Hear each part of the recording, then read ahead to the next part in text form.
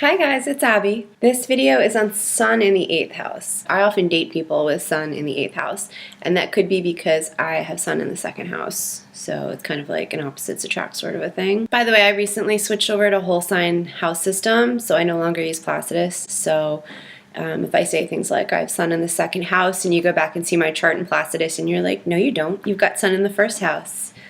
I've changed house systems. I wrote a whole blog post about why, so I'll just link it below. I'm not going to reiterate everything I already wrote on the blog. I would highly recommend you looking into it if you are one of those people that just use the default Placidus when you're doing charts. So the Sun in the natal chart is your identity. It's your ego. It's your life force. It's your life purpose. And it's essentially the creative energy that you choose. So that's why people usually identify very well with their Sun sign. The house that your Sun is in represents what life areas are most important to you. In order to know the house placements for your planets, including your Sun, you have to know what time you were born because that sets up the whole house system regardless of what house system you're using. So if you use Placidus or Coke or anything like that, then the ascendant starts the 1st house and you go from there.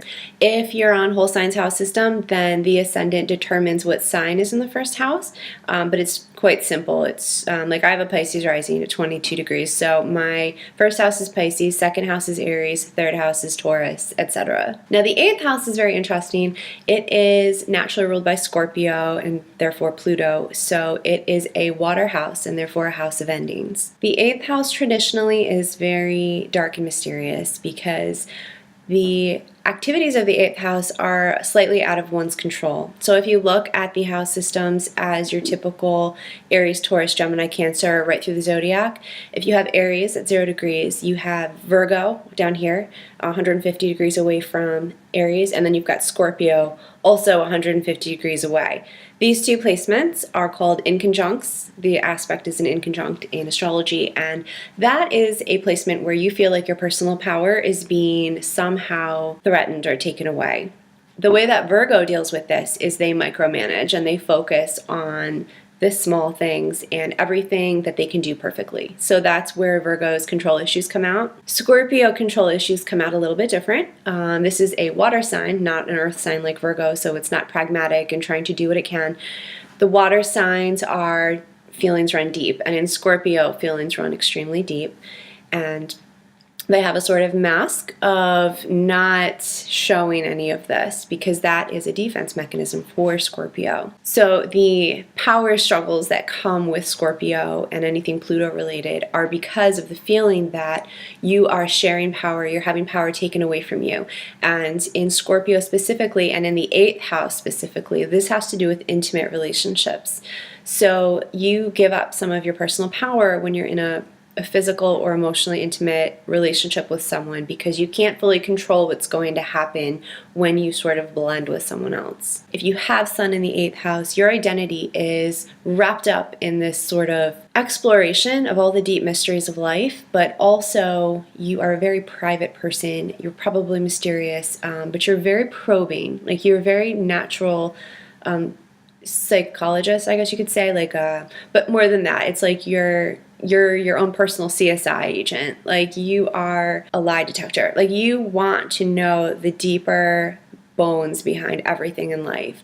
And so if you have Sun in the 8th house, regardless of what sign it's in, you're going to be attracted to things like astrology, psychology, the occult, anything that has to do with a deeper understanding of life beyond this sort of material plane. The reasons behind why you want to know all this stuff they can be different, the motivations, especially because it depends on what sign your Sun is in and the different placements in your chart, basically. But when it comes to the 8th house, generally, you do somehow feel as if your power is being threatened, and so you want to gain control of the situation by understanding more of it so that you can ultimately have control over yourself. Regardless of the sign, if you have Sun in the 8th house, certain themes are going to be common for you. So some of these themes are exploring emotional intimacy and physical intimacy. So you're very tied up, like your ego is tied up in your sexual life, in intimate relationships. Not to say that you dive into them, you could actually be quite afraid of them. Like I said, I've dated a few people.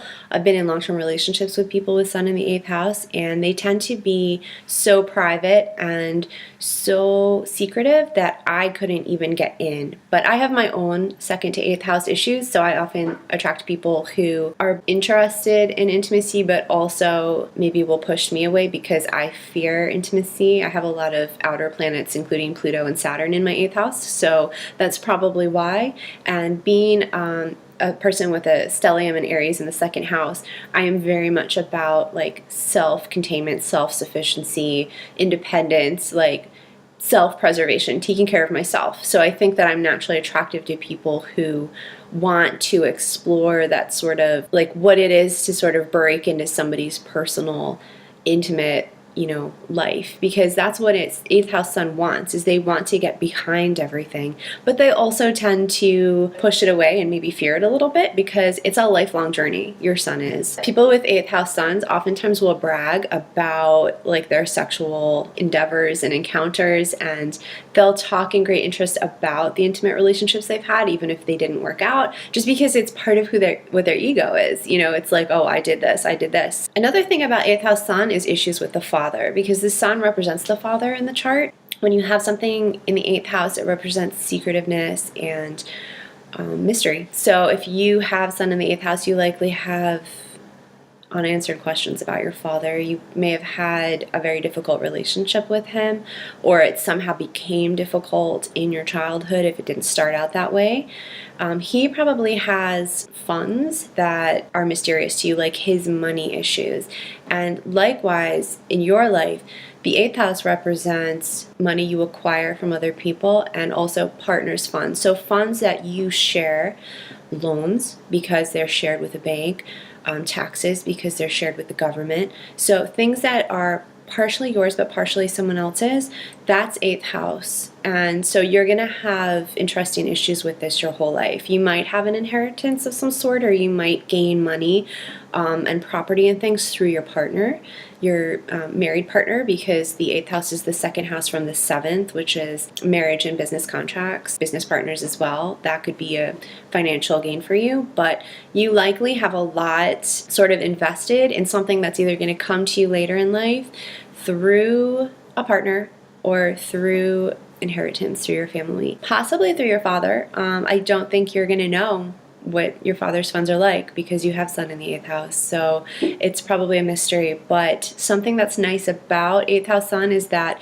you can mysteriously have things come to you and you don't really need to know because you're more of a feeler. You've got a water placement regardless of sun sign, so you're going to be someone who sort of has to deal with the mysteries of life, and sometimes you can't see what's going to happen, but somehow you'll be okay with this. You're also very healing for other people. Like, you can be a resource for others and that you can help them through difficult times. Life and death situations are both fascinating to you, and you have some sort of a connection with them because the 8th house represents the life-death cycle. You can help people through hard times, but you might not want to because you do have control issues and you have this fear of your boundaries being pushed in on or someone taking advantage of you, because naturally you want to give more of yourself than maybe you should. You will give of yourself to a point where it will deplete you, but then you'll snap back and you'll want to take. That's not healthy for you either, because that's when like the vengeance of the 8th house can come out, and like the seedy low parts of Scorpio and Pluto, which are like destruction of everything, including yourself. So basically like destroying yourself in the process of trying to destroy someone else.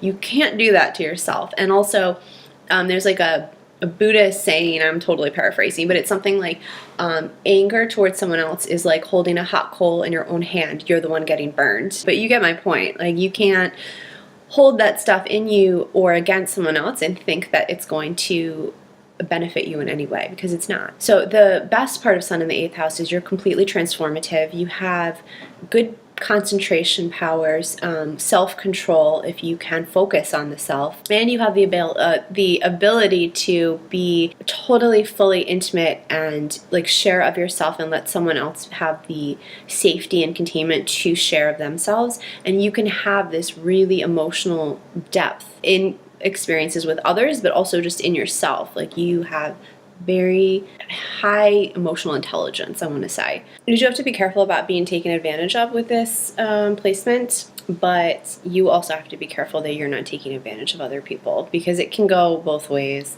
It's a difficult placement sometimes. Overall, I think it's important to know that you have to share more of yourself and put more of yourself out there and be willing to be emotionally vulnerable sometimes, because that's where your strength and beauty actually lies. Because if you cut yourself off from everyone, you're not experiencing what you came here to experience, which is transcendence through sexual experiences, but not just like random hookups. I would say like you really should be exploring intimacy on all levels, which means emotional intimacy, allowing someone else to be and being there for someone else, and then allowing yourself to open up to another person. It's vital to you, and that's actually part of your journey. Like, that's how you're going to self-actualize, is through these deep connections with other people and finding out how deep they can go. Some good careers for you would be like anything that has to do with psychoanalysis, deep probing research, investigation, things like that. Things that take great focus and concentration, but also things that can help other people heal, because you have just this natural ability to do that. Really probing deep to people who have been through like emotional traumas, because you don't shy away from stuff like that. You're actually very fascinated with like things that happen after death and the unseen world, and even like astrology and stuff like that. Like anything occult related, you would probably be very good at. You probably have extrasensory powers as well. Like you might be able to sense things, like see auras, or just have like ESP, or maybe be like psychic medium talents. Like you might be able to communicate with people who are beyond. It all depends on what your sun sign is, really, as to how it works for you, but these are the life areas that are important for you. So these are areas where you can excel depending on what your sun sign is in. So that's Sun in the 8th house. So thanks for watching. I'll see you guys soon. Bye.